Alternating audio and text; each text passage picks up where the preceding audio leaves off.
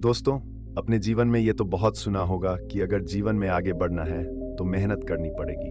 और ये बिल्कुल सही बात भी है। अगर जीवन में कुछ करना चाहते हो तो मेहनत बहुत ज़रूरी है। परंतु मेहनत कर नहीं पाते, आलस आती है, काम करने का मन नहीं करता है। तो चलिए आज मैं आपको एक कहानी सुनाता हूँ। कहानी शुरू करने से पहले वीडियो को लाइक और चैनल को सब्सक्राइब ज़रूर कर देना।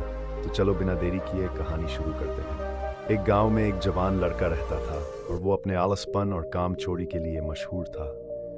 सभी गांव वासी उसे आलसी कहकर ही पुकारते थे, क्योंकि वो पूरे दिन एक पेड़ के नीचे पड़ा रहता और लेटते लेटते वो अपने फ्यूचर के बारे में सोचता रहता और अच्छे अच्छे सपने देखता। उसके दिन ऐसे ही आलस में गुजर रहे थे। लेकिन एक दिन उस गांव में एक साधु आए जो कि अगले 30 दिनों तक उसी गांव में ठहरने वाले थे। वो दिन भर लोगों से चंदा करते और लोगों को उपदेश देते और रात में गांव के बाहर बने मंदिर में आराम करते। वो साधु जब भी दान लाने जाते और रात को वापस आते तो वो साधु हर बार उस जवान लड़के को उसी पेड़ के नीचे लेटा हुआ पाते। साधु 2 दिनों तक ये सब देखते रहे और समझ गए कि ये लड़का मानसिक आलस का गुलाम है। तीसरे दिन जब वो वापस लौट रहे थे, वो उस लड़के के पास गए जो अभी भी उसी पेड़ के नीचे लेटा हुआ था। साधु ने लड़के से कहा, बेटे मेरे पास तुम्हारे लिए एक काम है।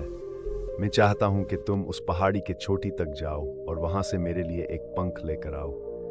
लड़के ने लेटे लेटे ही अपना सर पहाड़ी की तरफ किया और अपनी नज़र उस पहाड़ की चोटी की तरफ ले गया और उसने साधु की तरफ देखा और उपहास लेते हुए कहा, यह असंभव है, मैं उस पहाड़ी के ऊपर तक नहीं जा सकता, मैं बहुत आलसी हूँ। साधु ने मुस्कुराते हुए कहा, अरे मुझे जिस पंख की तलाश है वो इस पहाड़ी के शिखर पर भी नहीं मिलेगा। वो तो इस पहाड़ी के दूसरे तरफ एक गुम्फा के अंदर मिलेगा, जिसके लिए इस पहाड़ी के शिखर तक चढ़कर फिर नीचे उतरना होगा। लेकिन वो कोई साधारण पंख नहीं है, वो ऐसा पंख है जिसे तुमने कभी नहीं देखा होगा। वो पंख रेयर लेकिन सुंदर पंख है जो रोशनी बिखेरती है। साधु के इन बातों से उस लड़के के अंदर एक्साइटमेंट बढ़ गई। उसने आज से पहले ऐसे पंख के बारे में कभी नहीं सुना था और ऐसे रोमांचक सफर के बारे में सुनकर वो अंदर ही अंदर एक्साइटमेंट हो गया था। इसीलिए उसने साधु के चुनौती को कबूल किया और वो पहाड़ी की तरफ चल पड़ा। लेकिन चढ़ाई बहुत लंबी और मुश्किल था। जल्द ही लड़के का शरीर थकने लगा, सांस फूलने लगी और शरीर से पसीना बहने लगा।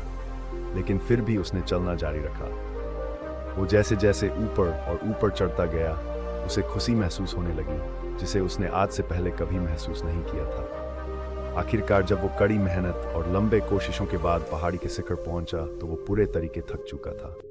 लेकिन वो बहुत खुश था। उसे अंदर से आत्मसंतुष्टि का एहसास हो रहा था। उसके चेहरे पर योद्धाओं जैसी मुस्कान थी, जैसे उसने कोई युद्ध जीत लिया हो। फिर उसने पहाड़ी के शिखर से नीचे देखा। उसके सामने एक बहुत ही मनमोहक नज़ारा था।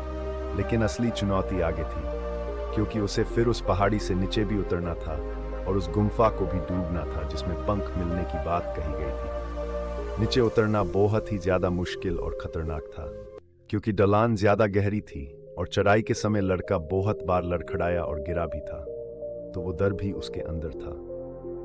लेकिन साधु को वो पंख लाके देने के वादे की वजह से वो लगातार आगे बढ़ता रहा।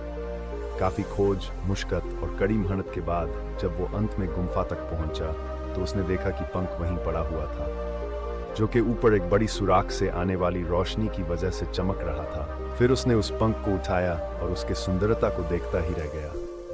वो काफी देर तक पंख को ही घूरता रहा, लेकिन फिर अचानक उसे याद आया, मुझे तो अभी वापस भी जाना है। उसने खुद के तरफ देखा। वो पूरी तरह से थक चुका था और वो चिंता में पड़ गया कि वो पहाड़ में कैसे चढ़ेगा और वो साधु तक पंख कैसे पहुंच जाएगा। एक पल के लिए उसने हार मानने के बारे में सोचा, लेकिन उसे वो खुशी और गर्व की भावना की याद आ गई जो उसने पहाड़ी के शिखर पर पहुंचकर महसूस किया था। उसे एहसास हुआ कि उसके अंदर इस सफर को दोबारा पूरा करने की ताकत और मजबूती है। वो दोबारा पहाड़ी पर चढ़ने लगा। उसके मांसपेशियों में दर्द हो रहा था और कमजोरी की वजह से पैर कांप रहे थे, सांस फूल रहे थे। वो कई बार लड़खड़ाकर गिर भी पड़ा, लेकिन उसने हार नहीं मानी। वो खुद को आगे बढ़ाने के लिए लगातार मोटिवेट करता है। अथक मेहनत और घंटों की कड़ी कोशिशों के बाद जब वो साधु के पास पहुंचा और उनके हाथों में वो पंख रखा तो उसके खुशी का ठिकाना न रहा। उसे महसूस हुआ कि उसने आज अपने आलस पर काबू पा लिया है और कुछ बढ़िया करके दिखाया है। उसके चेहरे पर इतनी खुशी और संतुष्टि का भाव देखकर साधु मुस्कुराए और बोले, बहुत बढ़िया मेरे बच्चे, आज तुमने जीवन का बहुत ही महत्वपूर्ण सबक सीखा है कि आलस कोई ऐसी चीज नहीं है जिसे स्वीकार कर लिया जाए, बल्कि आलस एक चुनौती है जिसे दूर करना होगा।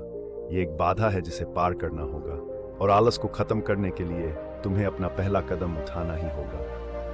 अपने मकसद की तरफ चलना ही होगा और तब तक चलते रहना पड़ेगा जब तक तू अपनी मंजिल को हासिल नहीं कर लेता। लड़के ने साधु के शब्दों की गहराई और उसके मकसद को समझ